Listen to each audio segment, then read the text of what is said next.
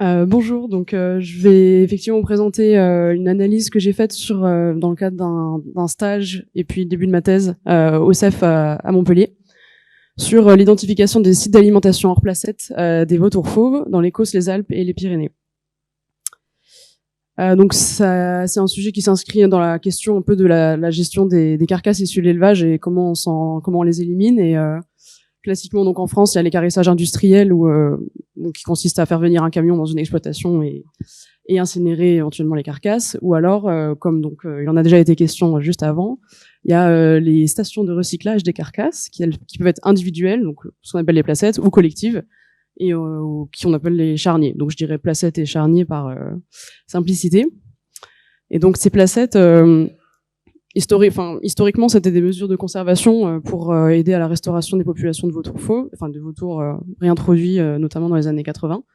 Mais maintenant, c'est aussi et surtout des outils pour recréer la relation historique de mutualisme entre l'élevage et les vautours, avec les uns produisant la ressource alimentaire pour les autres qui les éliminent rapidement et donc qui ont tout un lot de bénéfices sur la réduction d'émissions de CO2 liées à des camions qui viennent dans la montagne, une élimination plus rapide aussi des carcasses, etc.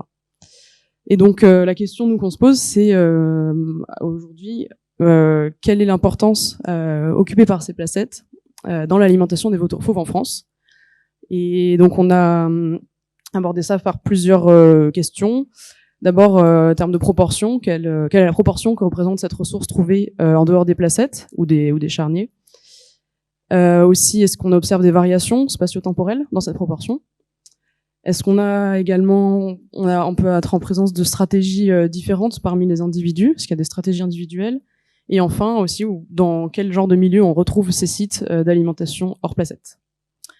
Donc pour ça, on a étudié les données GPS et d'accéléromètre de 129 vautours fauves adultes sur plusieurs périodes entre 2018 et 2025 et dans les trois massifs où on les retrouve en France, donc une grande région Pyrénées, les Causses et les Alpes, avec ce que vous voyez en les petites étoiles noires, c'est les sites de capture qui représentent aussi les différentes colonies qui composent ces grandes régions. Et tous les petits points plus clairs, c'est les différentes placettes, charniers ou alors des décharges espagnoles. Et donc à partir de nos données GPS et accélérométriques, donc on a fait un peu de traitement de données avant de pouvoir les analyser. Donc d'abord on a filtré pour ne garder que les positions au sol vu qu'on s'intéresse à l'alimentation qui a lieu non pas en vol. Ensuite, à partir de l'accélérométrie, on pouvait identifier des différents comportements et donc nous on a pu distinguer repos, curée, donc alimentation probable, ou alors curée certaine. Et à partir de ces événements, de ces comportements d'alimentation ou de curée, on a identifié des sites d'alimentation et qui donc regroupent un certain nombre d'événements en termes d'événements comportementaux classés alimentation, d'un ou plusieurs individus sur un ou plusieurs jours et qui étaient à une certaine proximité les uns des autres. Donc c'est différents points. Donc pour faire ces sites d'alimentation. Et donc nos sites d'alimentation, une fois qu'on les a, on a regardé où est-ce qu'ils se trouvaient dans nos régions et en particulier vis-à-vis des sites référencés qu'on connaît, donc les placettes, les charniers, les décharges, les points d'eau aussi. Et on regardait s'ils se trouvaient dans un rayon autour de ces sites et s'ils se trouvaient effectivement à une certaine proximité, on les associait à par exemple ici à une placette. Et s'ils étaient dans la proximité d'aucun site connu, on les a appelés sites d'alimentation non référencés. Des fois, ce sera peut-être écrit UFS pour Unreferenced Feeding Site, puisque c'est en anglais pour l'article qu'on a pu écrire. Et donc voilà. Et donc c'est ces sites-là qui nous intéressent, c'est ces sites hors placette, hors charnier. Quelle importance ils représentent chez les vautours fauves. Donc d'abord, une première représentation un peu, donc, de nos résultats. Donc on a à l'échelle de la population, on a vu une très grande majorité d'alimentation qui se faisait hors placette. Donc, on a pu identifier environ 25 000 curées différentes avec tous nos individus et qui ont lieu sur plus de 13 000 sites différents. Et parmi ces sites, on avait 98% d'entre eux qui n'étaient pas associés à une placette ou à un charnier ou quoi que ce soit, donc qui étaient sauvages entre guillemets. Et au sein des différentes curés qu'on a identifiées, c'était 90% en moyenne d'entre elles qui avaient lieu hors placette. On avait des variations régionales, et c'est ce que je mets ici sur la carte, où on voit que dans les Pyrénées, par exemple, c'était non pas 90, mais plutôt 95% des curés qui avaient lieu hors placette, donc la quasi-totalité, alors que dans les Causses, par exemple, c'était que 76%. Donc, ce qui signifie en creux donc que dans les Causses, il y a une utilisation plus importante des placettes que dans les Pyrénées et aussi que dans les Alpes. Donc voilà. Donc là, on voit déjà un peu des variations, des variations régionales, et on a voulu aussi les regarder d'une autre façon, donc en regardant une échelle individuelle. Donc c'est ce que montre ce graphique. Donc on a dans l'axe des X la durée de suivi, donc divisée pour les 3 grandes régions. En Y, c'est la proportion d'alimentation hors placette pour un individu à chaque fois. Donc un individu est représenté par une courbe. Et parmi les choses qu'on voit là-dessus, une des choses qui nous a intéressé, c'est de voir que dans les Causses, on a des individus qui vont passer 80% de leur curée hors placette, tandis que d'autres, c'est 50%, donc 50-50 placette ou hors placette. Alors que, par exemple, dans les Pyrénées ou les Alpes, c'est beaucoup plus unanimement hors placette, enfin avec une variation entre les individus qui est plus faible.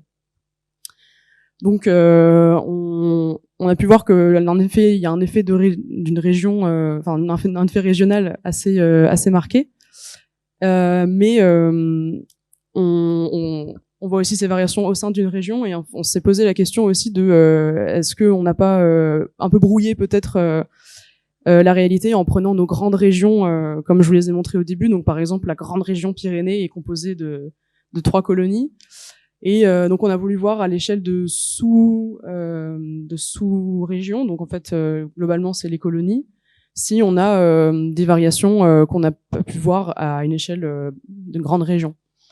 Et donc ce graphique-là, ce qui montre, donc c'est une comparaison par paire de sous-régions, de toutes nos sous-régions, qui sont soulignées selon la couleur de leur grande région d'appartenance. Et donc c'est une comparaison de la probabilité d'alimentation hors placette. Et donc on a globalement, plus on est vers l'extrémité du graphique à gauche ou à droite, plus ça veut dire qu'on a des grosses différences entre nos 2 sous-régions. Et à l'inverse, plus on s'approche donc du 0 qui est ici, plus ça signifie que la proportion est similaire. Et notamment ce qu'on a vu ici est assez intéressant, c'est qu'on a un cas particulier qui s'appelle le Pays Basque, et où en fait à chaque fois qu'on compare, même en comparant avec une région relativement proche, dans l'Est pyrénéen, on a toujours une probabilité d'alimentation hors placette bien plus importante. Et c'est aussi un peu on voit qu'il y a une grosse agglomération de sites hors placette au Pays Basque. Donc on s'est dit il se passe un peu quelque chose au Pays Basque qu'on a essayé d'expliquer par différentes hypothèses. D'une part, il y a un climat assez doux qui permet d'avoir au Pays Basque les animaux d'élevage en extérieur quasiment toute l'année, ce qui fait donc aussi des carcasses disponibles pour les vautours quasiment toute l'année, mais aussi des pratiques humaines dont on nous a parlé sur les personnes qui sont sur le terrain, qui est que vu qu'au Pays Basque les vautours ont jamais complètement disparu grâce aux Espagnols, on a des éleveurs qui ont vraisemblablement gardé des habitudes de dépôt de carcasses, même hors placette, depuis des dizaines d'années, et qui continuent vraisemblablement à le faire, même si il y a des placettes et que maintenant c'est illégal de le faire hors placette. D'ailleurs, il y a un certain nombre de placettes aujourd'hui au Pays Basque ont été juste une légalisation, on va dire, d'un site déjà utilisé depuis très longtemps. Donc on se dit qu'il y a aussi ces habitudes et ces pratiques humaines qui peuvent influencer probablement cette stratégie Pays Basque un peu particulière qu'on a vue. Donc voilà, on a vu ici à l'échelle d'un exemple particulier des facteurs qui peuvent favoriser une utilisation très importante des sites hors placette. Et on a voulu enfin aussi voir, on peut se demander dans quel type de milieu, de façon générale, on retrouve ces sites hors placette. Et donc ce qu'on trouve, c'est sans grande surprise que ces sites hors placette, ils se trouvent très souvent dans des pâturages, donc en milieu ouvert, ce qui est peu surprenant vis-à-vis de l'écologie de l'espèce. Aussi, il y a une certaine proximité quand même d'une placette ou d'un charnier, et également en terrain pentu, donc pareil, ce qui correspond de façon pas très étonnante à l'écologie générale des vautours. Et sauf que dans nos sites hors placette, on en a détecté certains qui sont très très utilisés, où des fois on a une quarantaine voire plus de curés qui ont lieu, et où là c'est difficile de penser à une hypothèse d'un site totalement naturel. Et donc en s'intéressant à eux plus spécifiquement, on voit qu'ils ont tendance à être plus proches encore d'une placette ou d'un charnier, et mais également à une plus grande distance des sites des régions fortement anthropisées.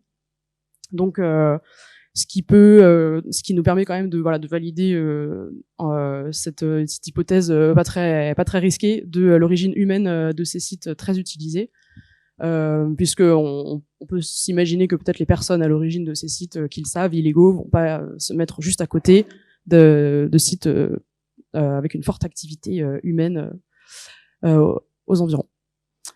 Donc, pour résumer rapidement, nous, ce qu'on retient de cette étude, c'est surtout déjà l'alimentation des vautours fauves qui se fait essentiellement sur des ressources qu'ils trouvent hors placette, et donc pas gérées par les humains, donc probablement beaucoup d'animaux d'élevage, mais qui ont aussi des mortalités non détectées et non déposées sur une placette.